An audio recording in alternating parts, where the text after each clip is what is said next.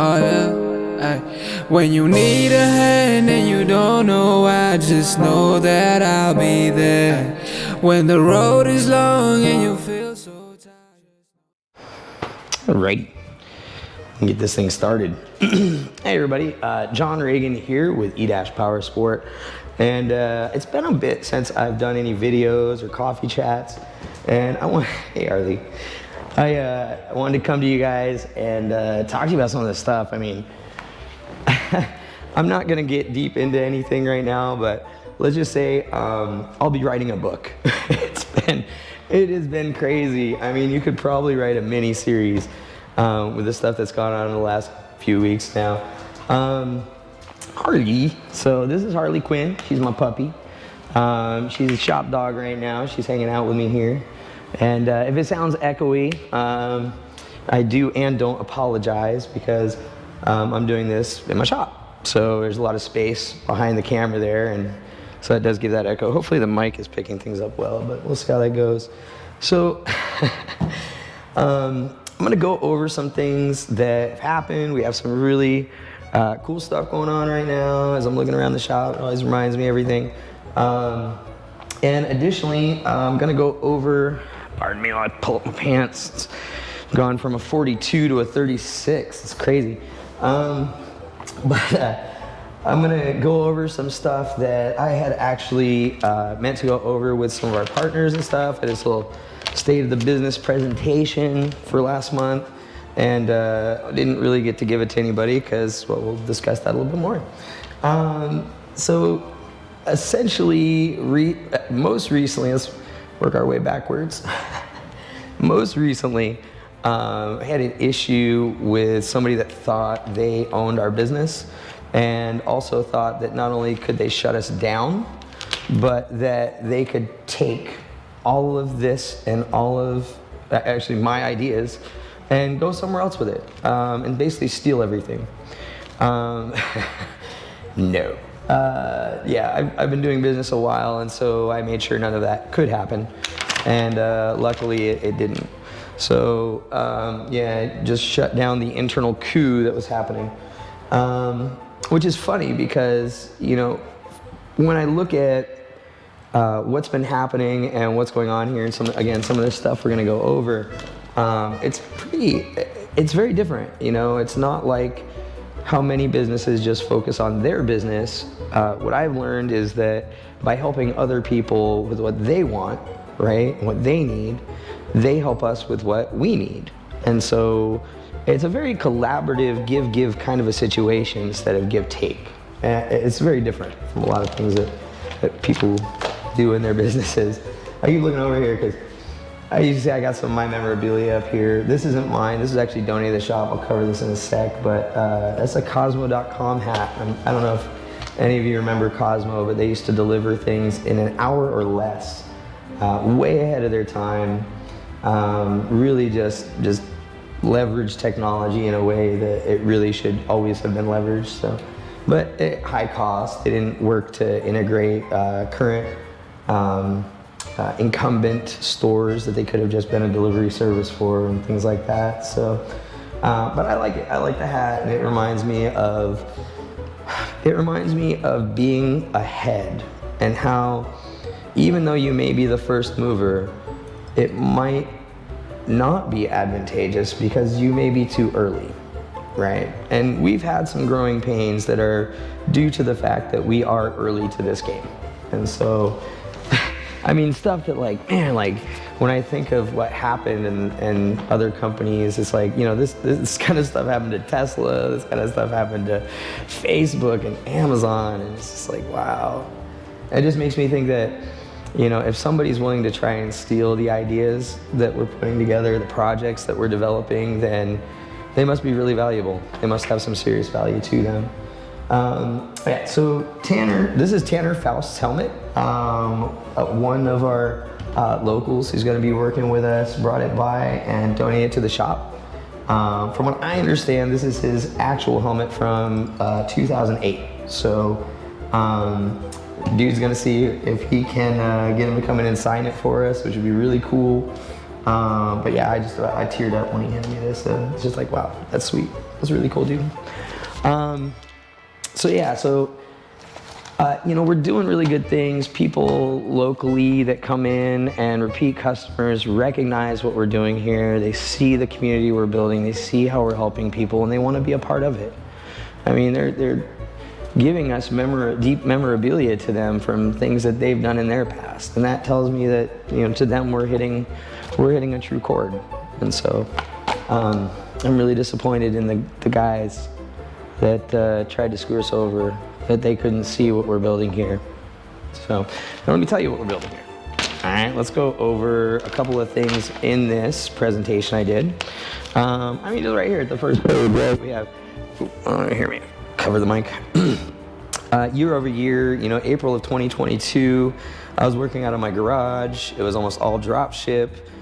We'd sold 3 e-enduros, 5 pre-sale motorcycles, and we were looking for new vendors and interesting products, with 90% of our sales done online and 10% locally out of my garage. By now, we're operating a year later.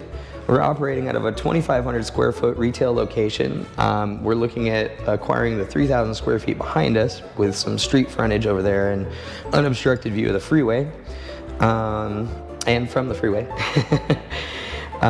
We've sold quite a bit more. We've had some refunds requested, but our sales currently are at 80% in-store and 20% online. So we're seeing a shift and then a balancing is what I expect. We'll probably get closer to a 60% local and 40% online total mix. We're collaborating with other shop owners and the property management to make the location here more appealing for retail and shops and stuff. And we're also inspiring other businesses with what we're doing to start themselves. You know, manufacturers are offering us great terms on stuff just to get in on our floor space. So really, really good stuff going on. Yeah, I don't want to go over that one right now. If you're an investor, you'll get to see that panel. Let's see here. I can go over that one with you either. We have started a buy here, pay here program, which has been very successful in helping people that need them, that may not have all the cash up front or may not be able to get financing through more traditional methods, access to these products. And so far, all of our accounts are either current or early. I mean, they're all up to date, which is great.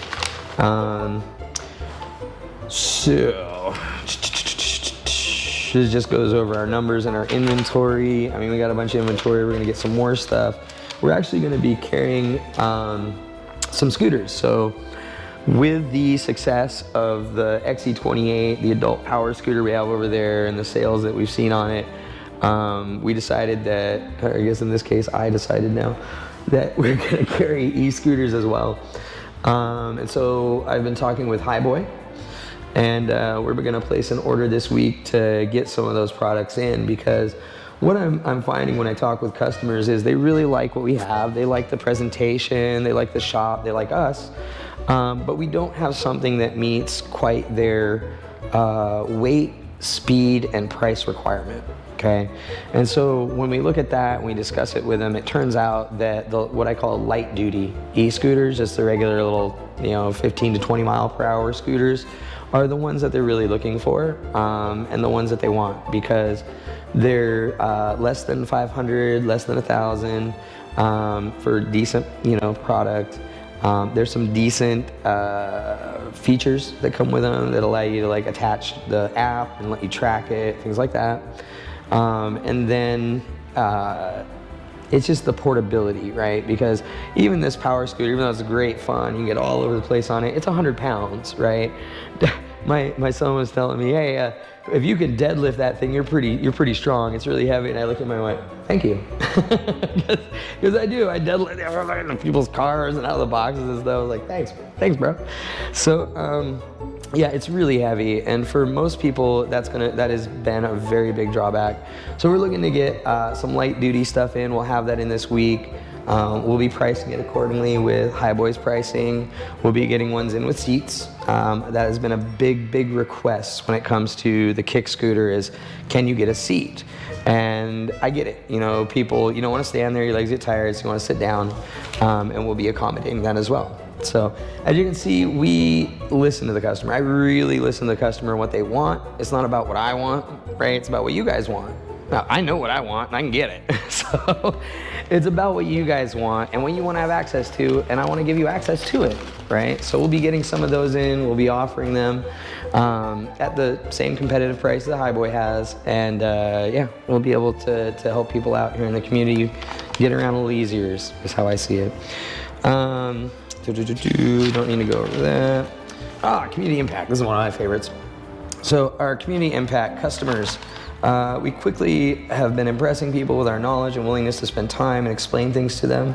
That's a very common theme when I talk with customers, or any of us in here that have been some of the new friends they have that want to help with the business and stuff. We get you're very knowledgeable, you guys know your stuff. Really appreciate you spending the time with us. And that creates a relationship, and that develops into usually a customer. As far as the business goes, due to how quickly and how far we've come, we begin to inspire others around us to start and grow their own businesses. We're currently working with, and I'll go over, 3 different businesses on their stuff, kind of helping them out, making deals with them, really helping to push their businesses from behind, that sounded wrong, phrasing, really to push their businesses from a support perspective, right? Even now I'm working with a guy to start his e-bike rental business here, and we're gonna work to support him and provide him with, Harley, calm down, hey, Harley, hey, it's all right, no, it's Jack, hey, come on, it's just Jack, hey, stand down, Harley, stand down, hey, no, stand down, nope. So, Harley, sit. Nope. Sit. Nice. Nice. So, as far as the stop. Hey, stop. Nope. No one's out there. He's already driven by. He's gone. Stop. So, we're actually working with the property management here as well in the location we're in, because we're in an odd spot.